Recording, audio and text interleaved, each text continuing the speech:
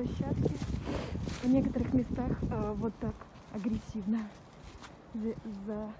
заклеены запретной лентой, потому что уже начали сдирать в некоторых местах.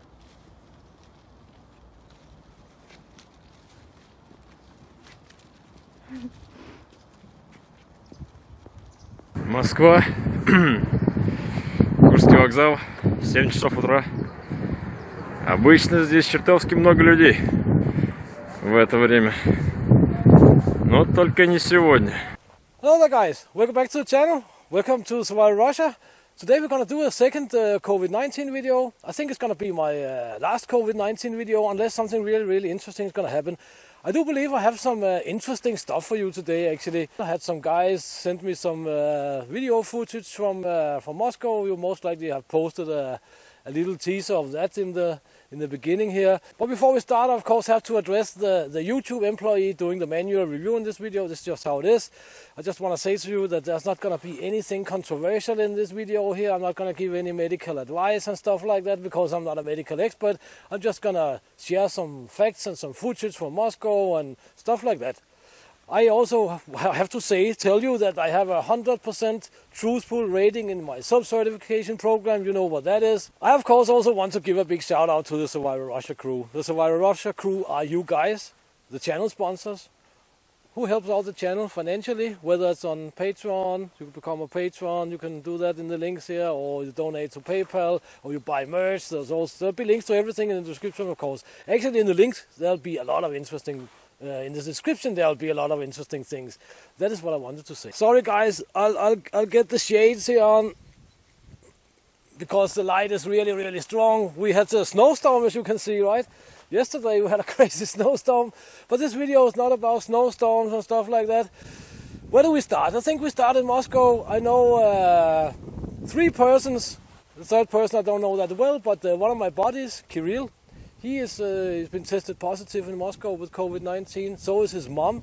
His mom is an emergency service worker. You know, she drives ambulances and stuff like that. So that's most likely where he got it from. They're both tested positive, and they're both in good spirits and they're good health. They just sit at home and all that funky stuff. Speaking about funky stuff, I of course get a lot of comments with links and all sorts of funky stuff. And when you post comments with links, they will automatically, I cannot change that, they will automatically go to the spam folder. Some of them I approve, some of them I do not approve. If you just post a link without saying what it is, I immediately disapprove it. This is just how it is here on my channel. So one of the things I want to come across with here from the middle of nowhere is that what do we actually know, us common people? And a lot of politicians and so on as well actually. I mean, there are many professionals, professors, respected professors from Cambridge, Stanford, German professionals, virologists, professors as well. And I will link to some of their interviews here in the description below so you can check out for yourself and so you can see that I'm not making this up. But there are a lot of these guys are actually starting to question the narrative here, right? And that is to me very interesting because I will get into what's going on in Moscow especially, and also in some other cities, right? That there seems to be some really hard measures taken into action, and at the same time, professionals, medics, doctors, and so on, they say, hey, take it easy. We have come up with some new results of this and that. I find this quite interesting actually. So one of the interesting things I found out is that in Georgia, United States, Stanford University, they made a little test of 3,800 and some people in I believe it was Georgia, I'm not sure, but I cannot find the article, it doesn't matter. You can most likely find it yourself if you really want to. But they claimed that the infection rate of people in the United States and maybe the whole world is 50 to 85% higher than it really is, according to official numbers anyway, right? They found a surprisingly high amount of people among these 3,800 and something which had antibodies already. And the same tests have been carried out in Germany, actually, by a German professor, and there will be links to his interview here from US media below. And he said the death rate is about 0.37%, because they also did a large test in the worst hit area in Germany, which I cannot remember what is, but they'll tell you in the interview, of course. But they also found a high number of people with antibodies, much higher than expected. That is a little bit interesting, I think. I'll link below here to a video with Professor Dr. Bhakti from Germany. He's from Thailand, but he's been studying in Germany and Denmark for, I don't know, at least 22 years. And he's one of the most respected professors on this field, virology and stuff like that, in Germany.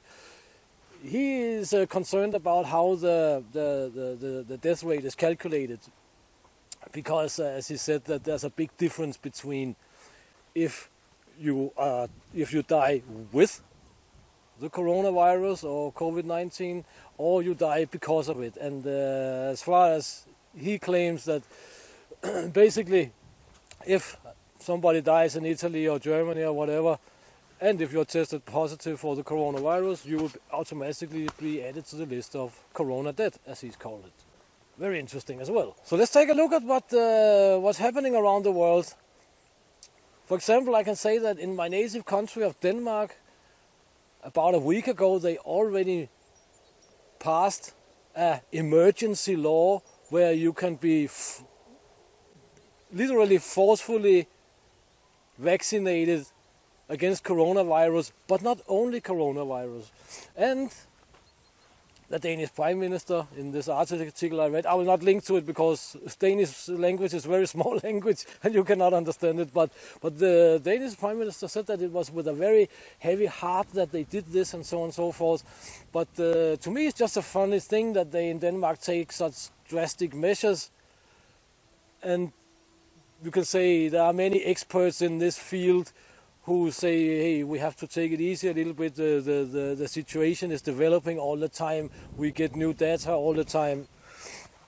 But nonetheless, such a law is passed, and you can say it's kind of an infringement on private life and choice, whether vaccinations are awesome or not awesome. Firstly, I want to mention something about vaccinations. It's just one of my own observations.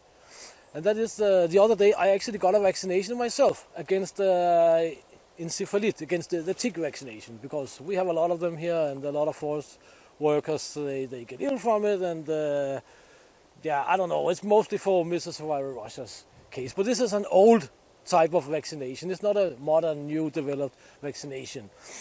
Vaccinations, they're all right. There are many guys who are anti-vaxxers, and no, I understand their point, because in the modern times here we have new strange funky vaccines developed by, we can say, medical companies who wants to earn money.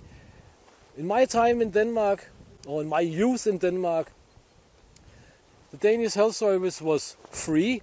There's no such thing as free lunch. Everything was paid over the taxes, of course, right? But nothing costed anything. You go to emergency room or whatever, it was all free, so to speak, or you didn't have to pay. You paid through the tax, right? It's a good system, actually, if it's not taken advantage of course. So why is it good when you have such a system which develops the vaccines? That is because the Danish Serum Institute, this is the guys in Denmark who develop vaccines, right? Back then, they had no economical interest in it. They just said, develop a vaccine, do like this and that, okay, they make it, fine. And they made single vaccines for everything. They didn't make these triple and quadruple and 5-in-1 vaccines and all that good stuff that they had to earn money of afterwards. This is just how I look at it. If you make vaccines and healthcare without having any, you can say, economical interest in it, then it's all fine, I think, anyway. I want to share a little bit about how things are in Russia.